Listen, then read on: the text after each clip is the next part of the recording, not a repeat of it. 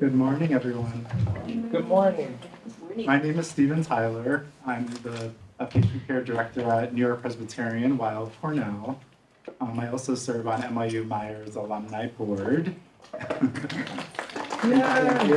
And I'm one of the co-chairs, co-founders of NYU's Nursing Administration Alumni Council. So on behalf of the entire board, I would like to welcome alumni, parents, students, faculty, and guests to this lecture today. I hope you're all excited to be here. I know that I'm excited to have something in person. Today's lecture is entitled Innovative Strategies to Improve LGBTQ plus Health Outcomes. LGBTQ plus patients continue to encounter barriers to equitable healthcare access that fuel pronounced health disparities. The minimal exposure student nurses receive as part of their undergraduate education further drives these disparities. Our faculty presenters will highlight the many Myers initiatives designed to provide a more inclusive learning environment and reduce disparities in the LGBTQ plus patient health outcomes. It is my pleasure to introduce Jeff Day. Dr. Day is a clinical assistant professor at NYU Rory Myers College of Nursing. He is also a nurse practitioner with the Center for Transgender Medicine and Surgery at New York Eye and Ear Infirmary of Mount Sinai. Dr. Day developed and is teaching a new elective course at NYU Myers focused on LGBTQ plus health to better prepare our nursing students to provide culturally affirming and inclusive care to this population. I know I'm super excited to hear about all of this. At the end of today's discussion, we will have a Q&A. Please write any questions on the index card in your seat, and we will collect them at the end. I'll now hand things over to Dr. Day, who will take over the program.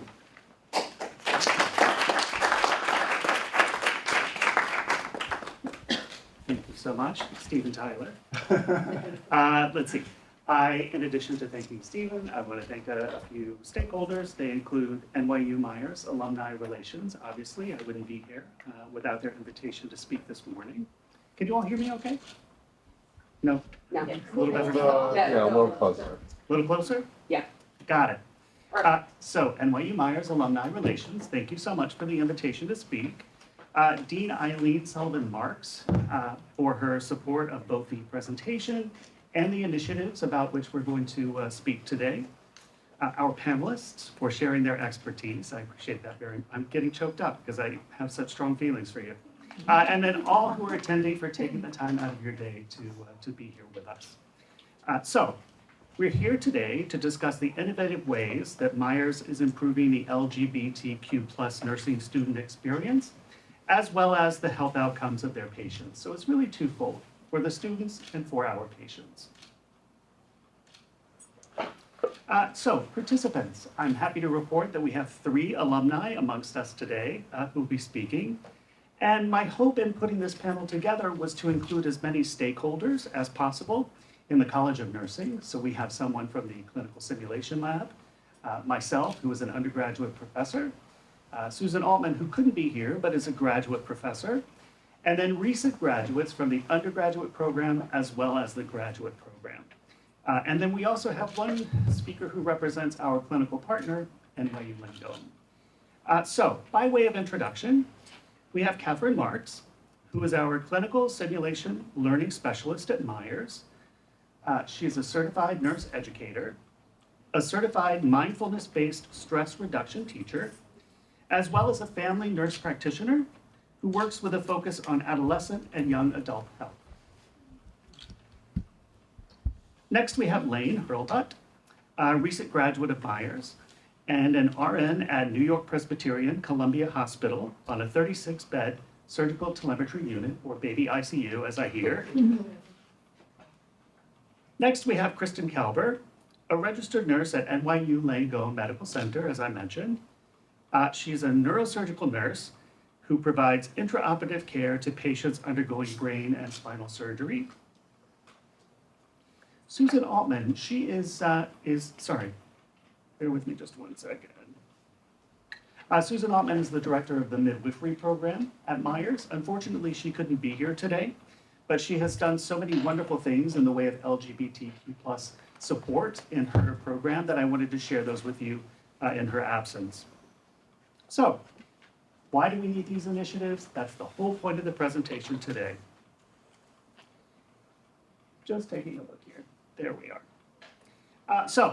In 2018, the American Nurses Association released a position statement called Nursing Advocacy for LGBTQ plus populations. And they set forth several statements, or missives, if you will. The first, we need to improve the health, wellness, and needs of LGBTQ plus populations. We need to fill the void in knowledge by incorporating the issues of the LGBTQ plus populations as part of nursing curriculum. We need to ensure unwavering, culturally sensitive, and inclusive, unbiased, and non-discriminatory care of members of LGBTQ plus populations. And then finally, include population health education about systemic inequality, barriers, patient-specific care, and interventions for LGBTQ plus populations in nursing education. So another good reason, or two reasons actually, that we need LGBTQ plus topics in curricula include from the University of Buffalo, called How to Include LGBTQ plus Health Topics in Undergraduate Nursing Curricula. The first is a study that came out in 2013. And the findings were that 78 and I won't bore you with a lot of statistics, I promise, there are only going to be a couple. 78.6% of educator respondents said that teaching about LGBTQ plus health is very important. However, only 28.1% felt well prepared to teach about the topic.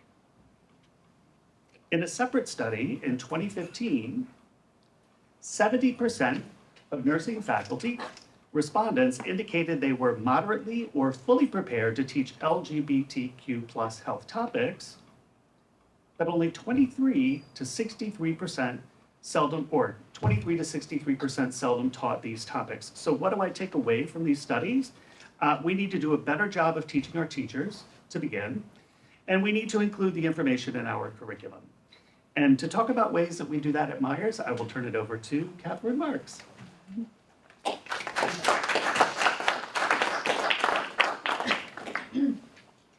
Thanks, Jeff. I'm really happy to be here today. Here, I'm gonna go, it's okay? All right. So I'm Catherine Marks. I'm a nurse practitioner and I'm the education specialist at the Joan K. Stout Clinical Simulation Learning Center, Roy Myers.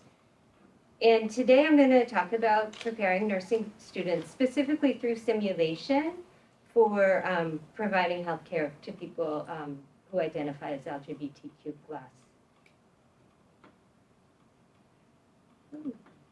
Oh, good. So some of you might be familiar with the Joan K. Stout Clinical Simulation Learning Center at NYU, Roy Myers. You may have taken a tour, maybe you were a student and did simulations there. But I did want to give just a brief overview of what the simulation center is like to give a little context.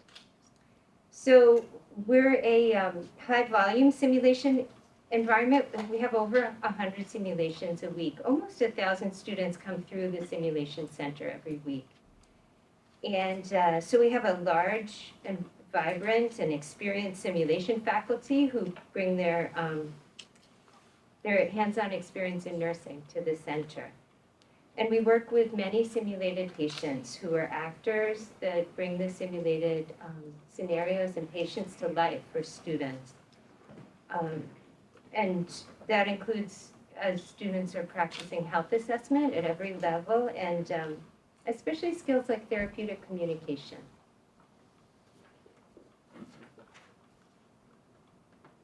So in 2018, we conducted a needs assessment at Myers to assess the need for LGBTQ healthcare content, specifically in the simulation center. And as Jeff previously mentioned, research indicates this is a gap in the curriculum for many nursing schools. So we weren't surprised that when we reviewed our simulation curriculum, we found that we also have deficits in this area. So the needs assessment was prompted by requests and my participation on the Myers Inclusion, Diversity, Belonging, and Equity Committee, and also requests from the student group, the LGBTQIA2+ NSA student group, all asking that we start incorporating LGBTQ+ content in the nursing curriculum. So our first thing that we did, we created an hour-long, it was optional, kind of a mini sim that was offered for the first time in February 2019. And this was our first step in addressing the gap in our curriculum and meeting the needs of our students. So the learning objectives of the simulation are displayed on this slide. They were based on our needs assessment and developed in consultation with community experts, for instance, members of the LGBTQ+ community and providers in this area. We work closely at this stage with NYU nursing alum Nathan Levitt, who is a family nurse practitioner and was at that time the coordinator of transgender surgery at NYU Langone. So we focused the simulation on communication and safety. So during the simulation, nursing students interact with patients who identify as transgender and non-binary in an emergency room setting. So in order to do this simulation, we had to diversify our pool of standardized patients and hire actors to play the role of trans or non-binary patients. And we were able to hire 6 actors who have participated in many of the graduate and undergraduate programs since this was offered.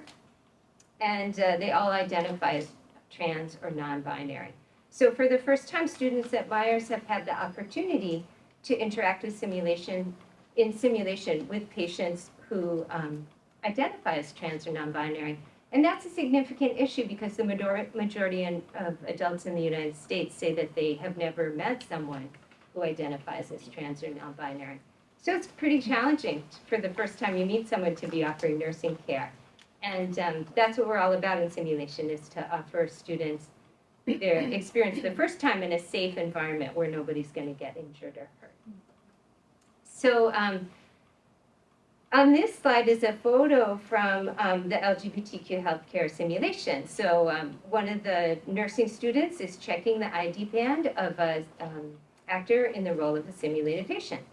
So in the simulation, the patient's chosen name is not the same as their legal name.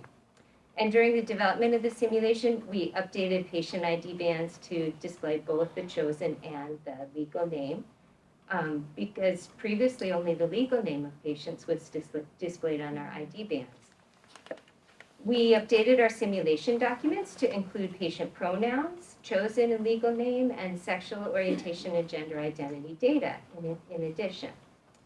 So more than 100 Myers students, faculty, and staff participated in this simulation in 2019. And we're really proud to reach this many members of the Myers community. But at the same time, we realize this is a small fraction of our total student body. And our goal was to share this content with everyone who comes through Myers. So we asked for feedback from people who participated in the simulation and from community experts on how to identify ways to integrate LGBTQ content throughout the entire curriculum.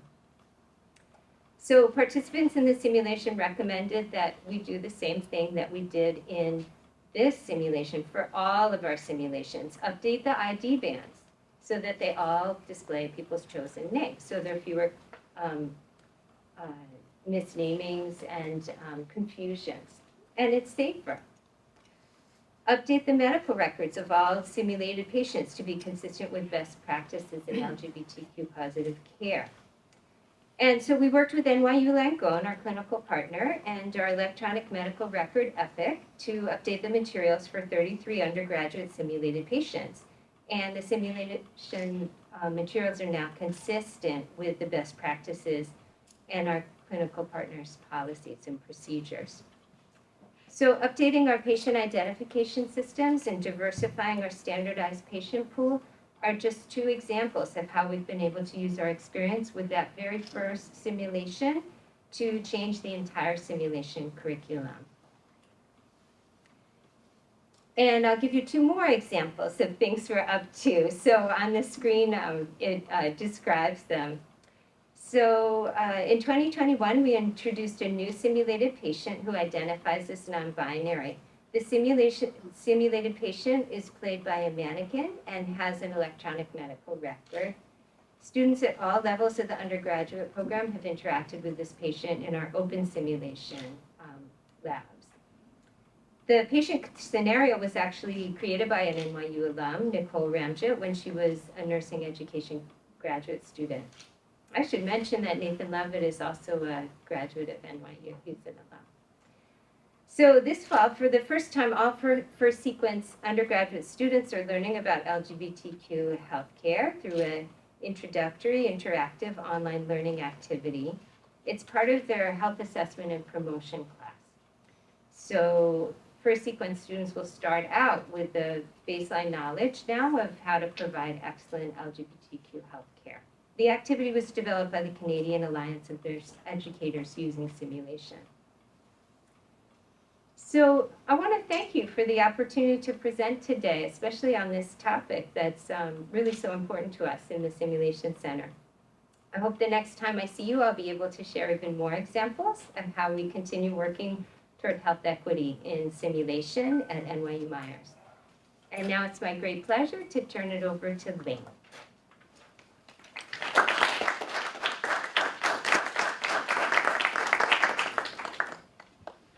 Hi everyone, my name is Lane. My pronouns are he, him, and his. Thank you so much for having me here, Dr. Day. Thank you for inviting me as a new graduate of the undergrad program, of the accelerated program this past fall. I feel like an expert in nothing and a novice in everything, so it means a lot that I was invited here to speak. So why does LGBTQ healthcare matter? 7.1% of the adult American population self-identify as LGBTQ. This is people that self-identify, so it's probable that the population is actually a lot larger, as many people don't feel safe enough to self-identify. But it actually matters even more because younger generations are much more open about this as we all become more competent and ideally more accepting. So 20.8% of Gen Z of the adult age, meaning born between 97 and 2003, identify as LGBTQ according to a Gallup poll in 2022, and 10.5% of millennials do. So as these populations get older and these become our major care groups, we're going to see this a lot more. So it matters. We need to be competent. These are people that we're going to be treating regularly. And lack of education among healthcare providers regarding care about the LGBTQ population prevents this population from receiving adequate care frequently. I think we've all heard of Google MD as a place that people go. I think a lot of people in the LGBTQ community rely on Reddit MD or Discord MD. These are people that are looking for genuine medical advice from online portals because they don't feel like they can access it from the people that are supposed to be trained to provide them medical help. So what is my interest in LGBTQ healthcare? Well, prior to being in school here and also during my time as a student, I worked at the Trevor Project, which is a crisis intervention and suicide prevention organization for LGBTQ youth. My role there was a crisis services digital supervisor, meaning I was actually supervising the counselors who were taking online chats and texts from youth in crisis, specifically LGBTQ youth. You see all the time people feeling like they don't have a place to go in the medical community with their problems when it comes to this population. And I recognized that theme coming up over and over and over again, where they just didn't feel like they had competent healthcare providers. They didn't feel safe at home, they didn't feel safe at school, and they didn't feel safe in the medical community as well. And I knew this is a gap. This is where we have to move forward. We have to find ways to provide that care. I'm also a part of a lot of online LGBTQ communities, and you see this again, like I just mentioned.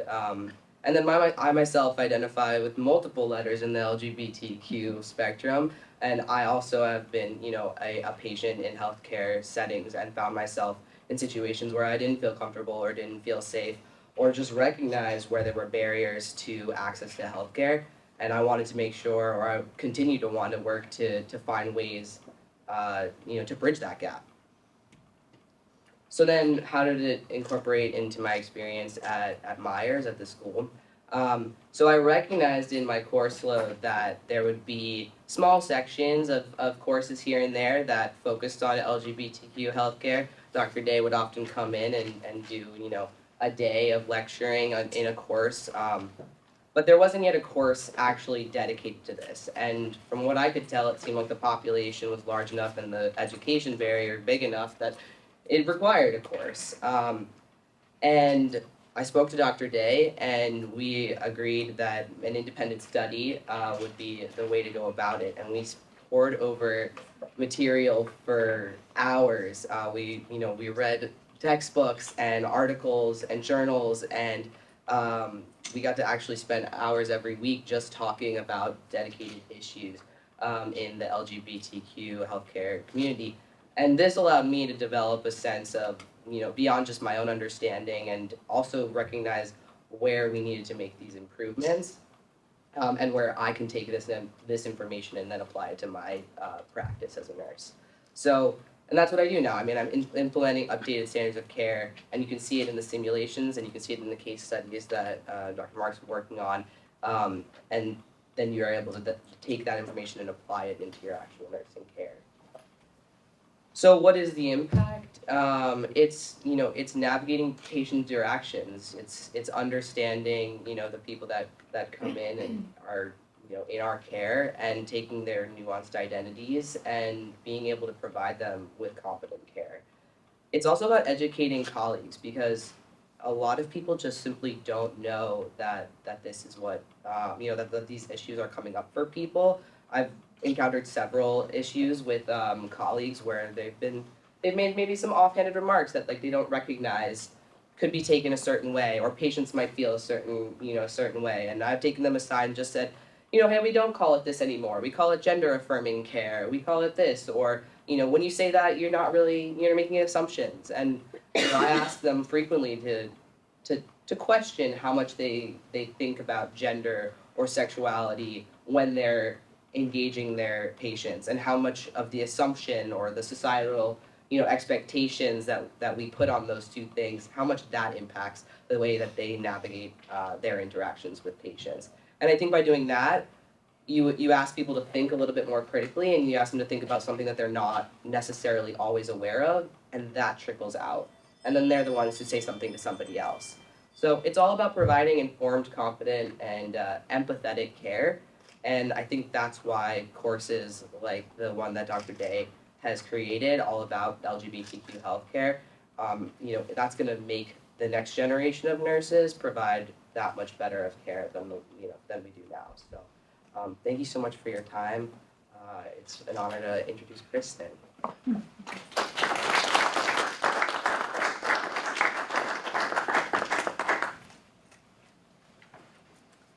Hi, everyone. I'm Kristen.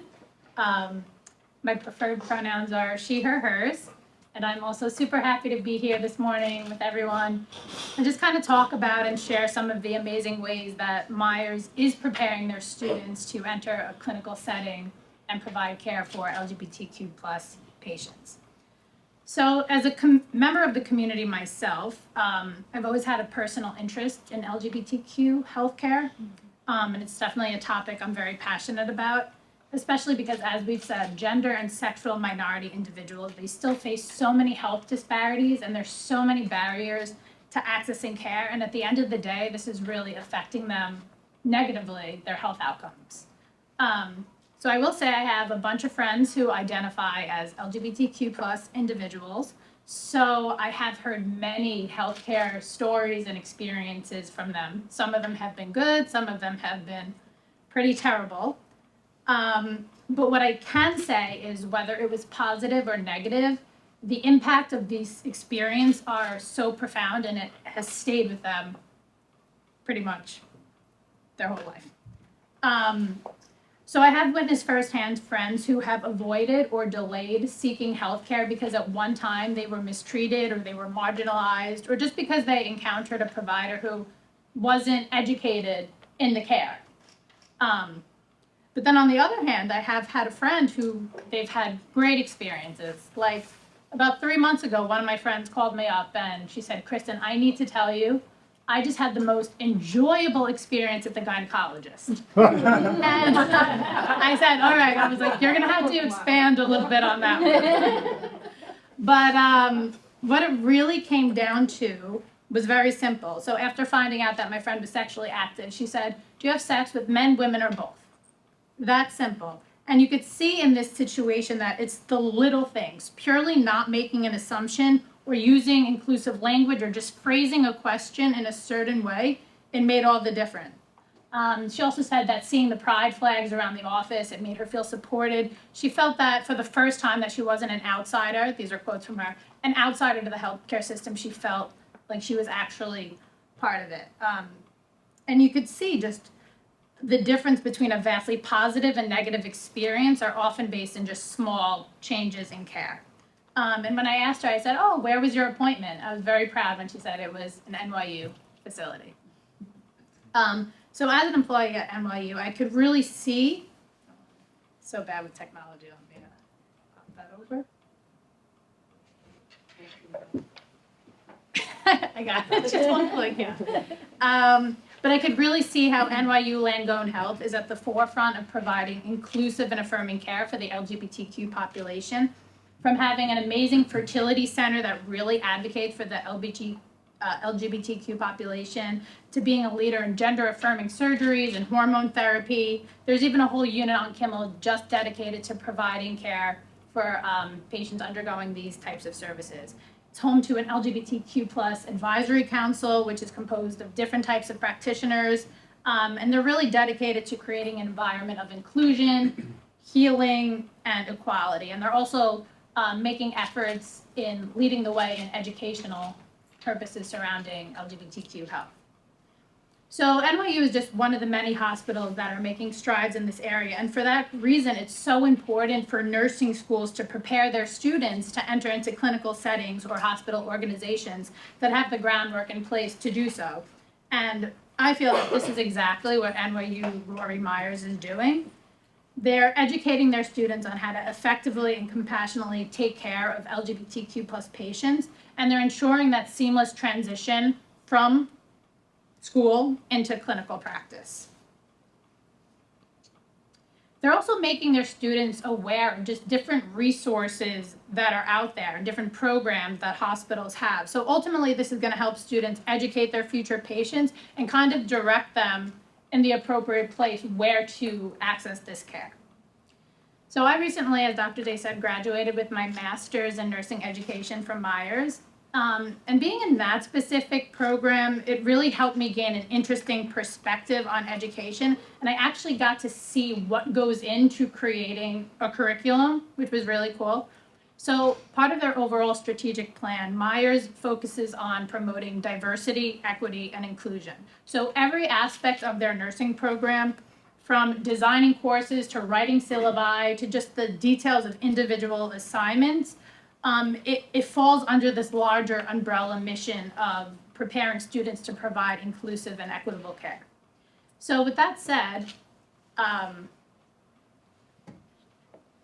Myers really threads the LGBTQ plus patient, the care, throughout the entire curriculum. And as Catherine and Lane had mentioned, it's being incorporated in simulated scenarios, the electronic medical records in Epic, individual case studies. But for me, as part of my graduate program, I was able to directly experience how Myers is mapping their curriculum against the American Association of Colleges of Nursing, their core competencies, one of them being diversity, equity, and inclusion. So I constantly witnessed how educators were saying, okay, how is this concept being achieved in each course of the nursing curriculum? And one memorable group assignment I had during my program, we had to create a type of mock syllabus for a nursing health assessment course. And my group and I collaborated, and each member suggested having one full lesson dedicated to assessing an LGBTQ plus patient and performing an appropriate exam using affirming and non-gendered language, validating identities, and only asking questions that are clinically relevant. So I felt you could see from this one example, these are the type of nurses that Myers is creating. It's nurses that are aware that LGBTQ patients have very unique healthcare needs and just how to address these specific needs in an appropriate way. Then I'll finish up. So for the last 2 semesters of my program, I had the pleasure of working with Dr. Day on his LGBTQ plus health course, which was newly offered. And what I can say is I wish I had a course like this when I was an undergrad. It was just so useful. And it just really brought to life the struggles that these patients have to deal with. And not only was it informative, but it was so emotional, it was thought-provoking. Yeah, and so just a couple of takeaways that I have from the class. It really helped the students understand the history of health disparities within the LGBTQ communities through videos and documentaries. It provided a safe space for discussions, which were often controversial and heavy discussions. Dr. Day he did a great job at allowing the students to have creative freedom during the learning process and providing different resources and tools for the students so they can better educate themselves. Yeah, it was a great course. It provided concrete strategies on how to help and care for LGBTQ patients. And really, as everyone said, at the end of the day, it's going to help the students care for their patients, but it's also going to help them educate other clinicians who are in so desperate need of knowing how to better provide inclusive and appropriate care for these types of patients. That's it, and I will pass it over to Dr. Day.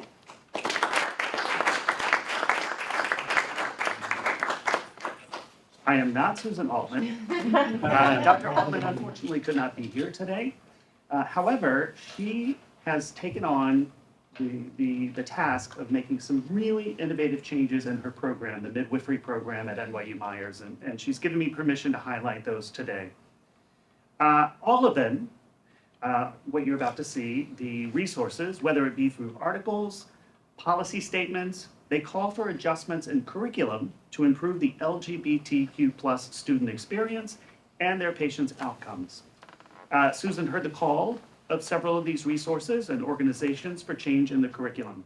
I've listed them for you here, the AACN, ANA, the policy statement that I referred to previously, the National Association of Nurse Practitioners in Women's Health, Lamaze International, the National Institutes of Health, the Centers for Disease Control and Prevention, American Association of Critical Care Nurses, American College of Obstetricians and Gynecologists, Academy of Breastfeeding Medicine, the Lancet, and then finally, the United States Preventive Services Task Force. I realize that's a long list, but I felt it was important to include them because it shows that there's this growing body of folks who are saying that LGBTQ plus information is extremely important. As I said, she heard the call and she made some changes. The evolution of her program was impressive and actually swift. Instead of saying in the classroom or in documentation, boyfriend, girlfriend, or husband, wife, she suggested that her students try saying partner or significant other. Rather than men or women, using everyone or folks. Rather than mother or father, using the terms parent or co-parent. Mother-baby unit, now postpartum unit. Pregnant women, now pregnant individual or person. And then breast milk, shifting to human milk. So you can see how in the midwifery program, she's really taken the lead here in changing some of the language that'll make it more inclusive for the students and makes the students better prepared for their clinical practice. Now I'll turn it over. Okay, that's me. Sorry. For those of you who may not know, it's been mentioned a couple of times. I created the first LGBTQ plus health elective course in the nation at Myers. And thank you. Very nice of you. And I'd like to round out today's presentation by talking a little bit about that process, what went into it. I will speak on the inspiration, the importance, a little bit of description about the course, and then finally some feedback that I received from students. I divide my inspiration between personal inspiration and professional inspiration. My personal inspiration's name is Chloe Zavillo. I'm sorry. Is Chloe Zavillo. She's a trans woman who I met in the East Village in 1997. 10 years prior, was diagnosed with AIDS. In 2002, she was the first trans person to appear on the cover of Pause, a magazine for HIV and AIDS community. And in 2001, Chloe founded the EquiAid Project, a Manhattan-based writing program that specifically targets children who are infected with or affected by HIV/AIDS, as well as other at-risk youth. And in 2011, died tragically at the young age of 50 after years of substandard healthcare. My professional inspiration. In 2016, like Susan Altman, I began to introduce some more inclusive language in the classroom, although in a less formal way. I used case studies that included non-gender patients and used they/them pronouns for students. Rather than female, I used the term assigned female at birth, and rather than male, assigned male at birth. Something fantastic happened in 2019, 3 years later. I had 3 students in my course bounding down to the lectern at the end of class to say, Dr. Day, this is fantastic. We're hearing your inclusive language, and it's really important, and it makes us feel good. It makes us feel included.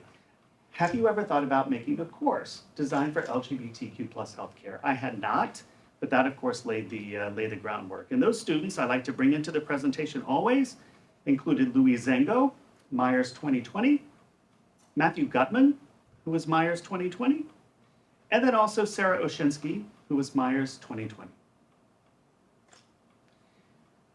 I said I wasn't going to bore you with statistics. I do have a few more, but they don't have numbers attached to them. They're just statements, okay? In 2011, the Institute of Medicine, now the National Academy of Sciences, Engineering, and Medicine, released a report that said the health needs of LGBTQ plus people are not being met. In 2020, the Department of Health and Human Services, through their Healthy People, stated that LGBT health requires specific attention from healthcare and public health professionals to address a number of disparities, including LGBT youth are 2 to 3 times more likely to attempt suicide. LGBT youth are more likely to be homeless. Lesbians are less likely to get preventive services for cancer. Gay men are at higher risk of HIV and other STDs, especially among communities of color. Lesbians and bisexual females are more likely to be overweight or obese. Transgender individuals have a high prevalence of HIV, STDs, victimization, mental health issues, and suicide, and are less likely to have health insurance than heterosexual or LGBT individuals.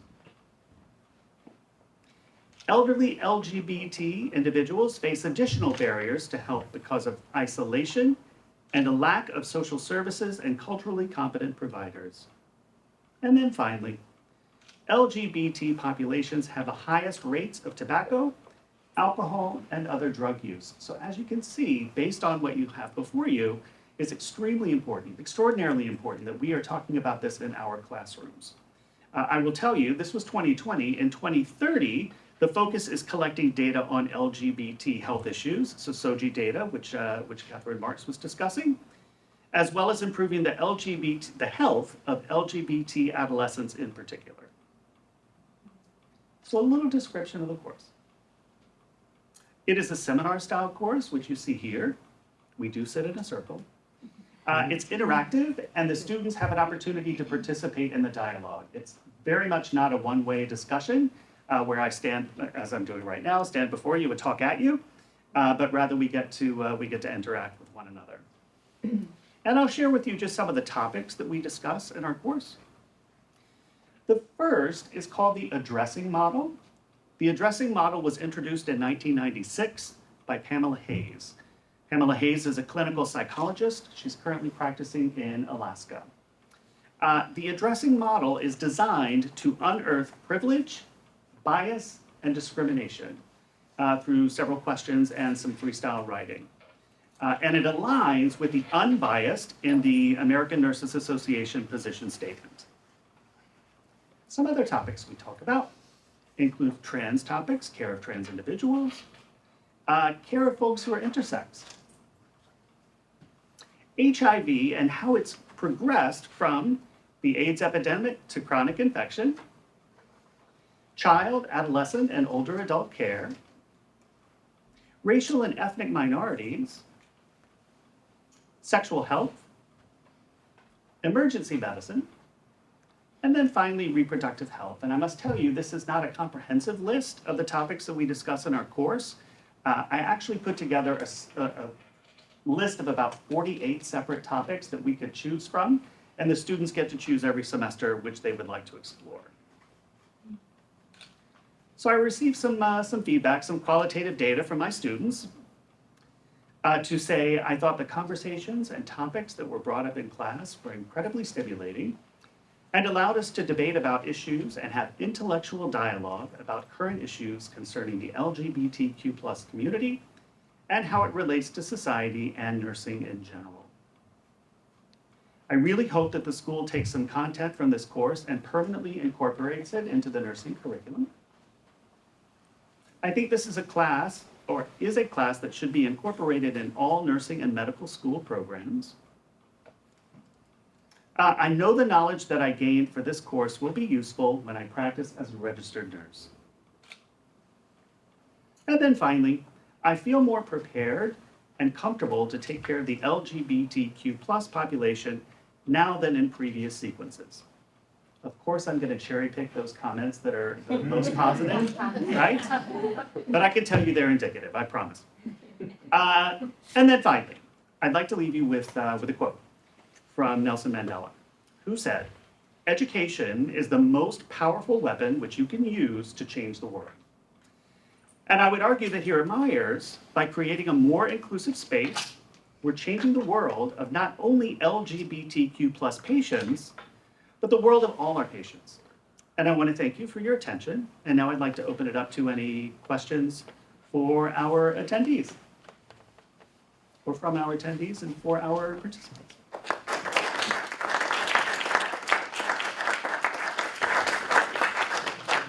I believe you have some cards and pens before you. If you have any questions, just please pass those along, and we'll be happy to answer that you might have. Answer anything you might have.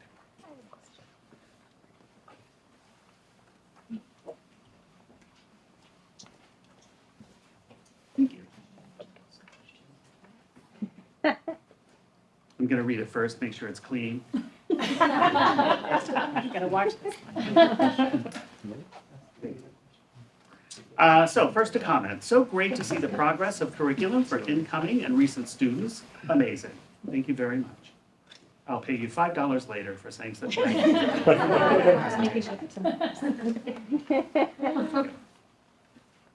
And then the question. How do you ensure continuing education for members of the nursing community who entered many decades ago? Is this a conversation with clinical partners? That's a terrific question.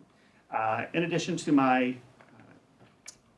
duties at Myers, I am actually, as of 2 days ago, the chair of the National Gay and Lesbian Medical Association nursing section. And one of my visions, if you will, is to create some continuing education courses for folks who graduated decades ago. That's my hope. And then the second part of the question, is this a conversation with clinical partners? I have paired with Kevin Moore, who is the LGBTQ+ liaison at NYU Langone, and we're talking about doing some things for both for our nurses who are currently in school, but then also nurses who may have graduated a while back. This is a question for Catherine Marks. How does updating patient SOGI make care safer?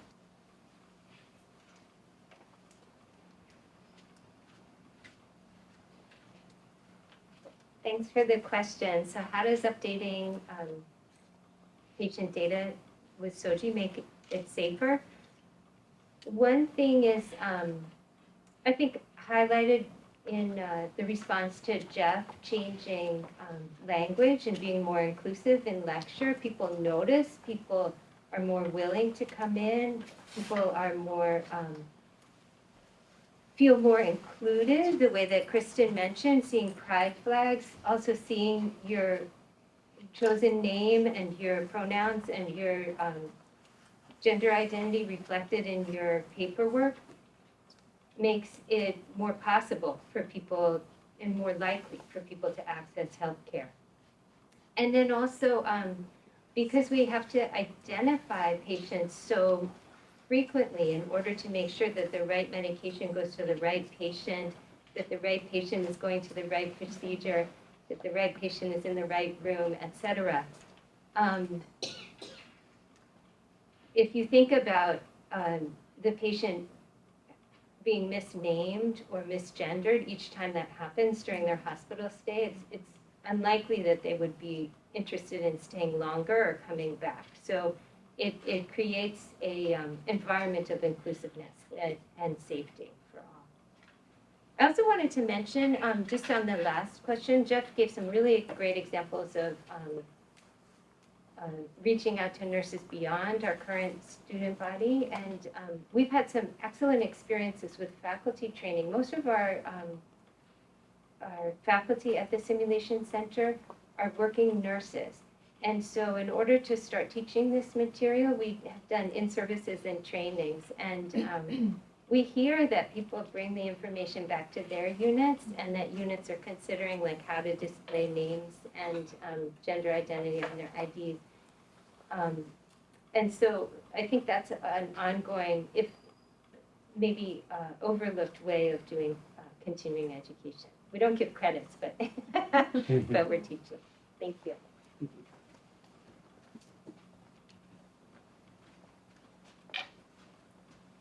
And then what I believe is the last question that Lane so graciously agreed to come up and answer, because I put it in front of him and said, please go up and answer. How can health professionals best advocate for their LGBTQ plus patients in a civic arena? So civic engagement, also known as government, politics, and policy.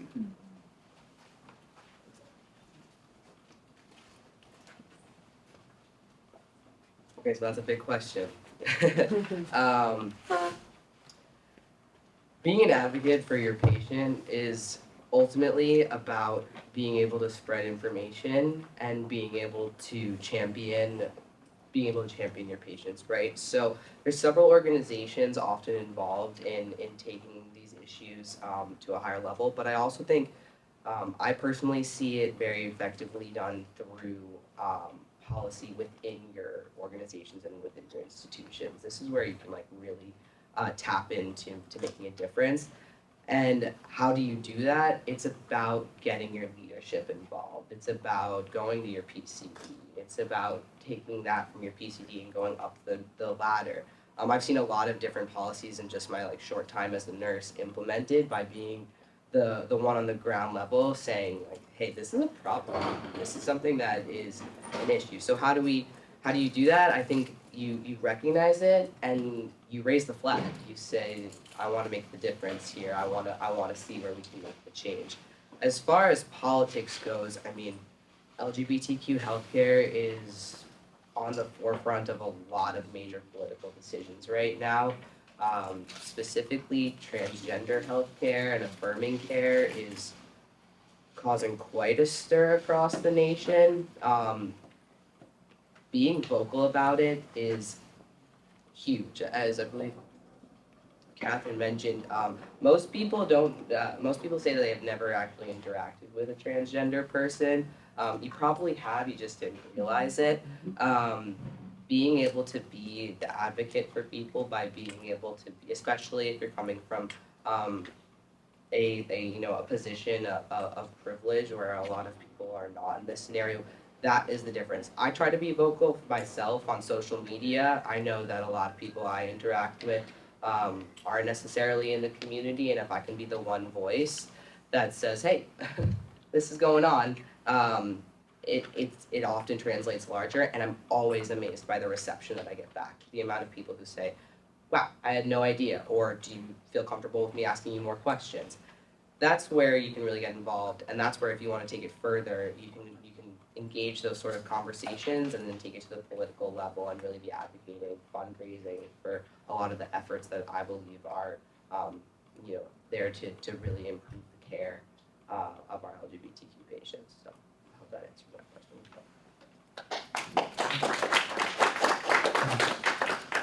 We had one more question, actually two questions, it's a two-parter.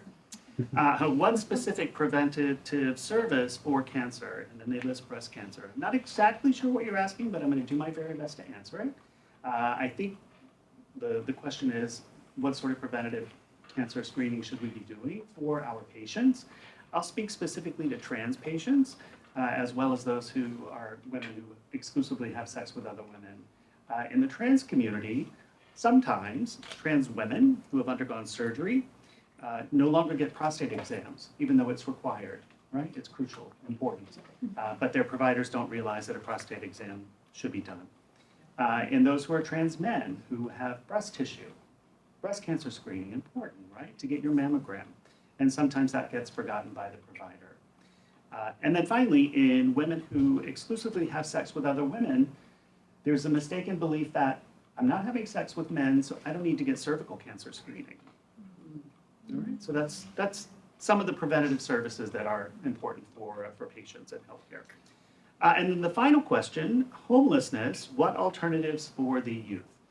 So what's out there for youth who are homeless? I can name check one place, and that's Hedrick Martin, the Hedrick Martin Institute here in New York City, that works with homeless youth or undomiciled youth or those who are unhoused. So that's one. I'm guessing you can get some resources from the Trevor Project if you were to reach out to them. I'm almost confident that if you reached out to PFLAG or Parents and Friends of Lesbians and Gays, you would be able to find some resources for homeless youth. So there's resources are out there, which is a wonderful thing. It's do we have the luxury of finding those? Do we have a computer so that we can look those up? Those types of things that stand in the way. There are still barriers to reaching out to them. As I said, that was the last question. Thank you so much for your attention and for your questions today.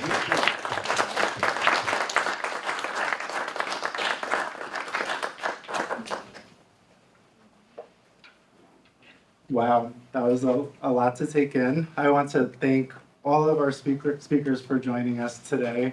I know for me personally, Saturday mornings are tough. I'm like 10 a.m. I want to sleep in. But this was, really, I'm humbled and privileged to be sitting in front of all of you and learning all of your impact and passion for this. Just a little curveball, but I also, this really resonated with me. I graduated from nursing school about 10 years ago, and really just so much has changed. And, you spoke about ANA and the void for knowledge related to this for patients, but really even just creating an inclusive environment for students. I identify as part of the LGBTQ community, but, I didn't come out until after college because my nursing courses, I didn't really feel safe. So, this also has a huge impact on students in the classroom. So really excellent work. And Lane, even though you're a novice nurse, I learned a lot from you today, and I'm sure everybody else did. So, I'm excited for your journey and teaching all of us about this. All right, so thank you to all of our guests for joining us today. For those attending the Myers Luncheon, we will see you at 12:30 at the Lafayette Bakery, which is located on the corner of Lafayette and 3rd. And enjoy your rest of this weekend.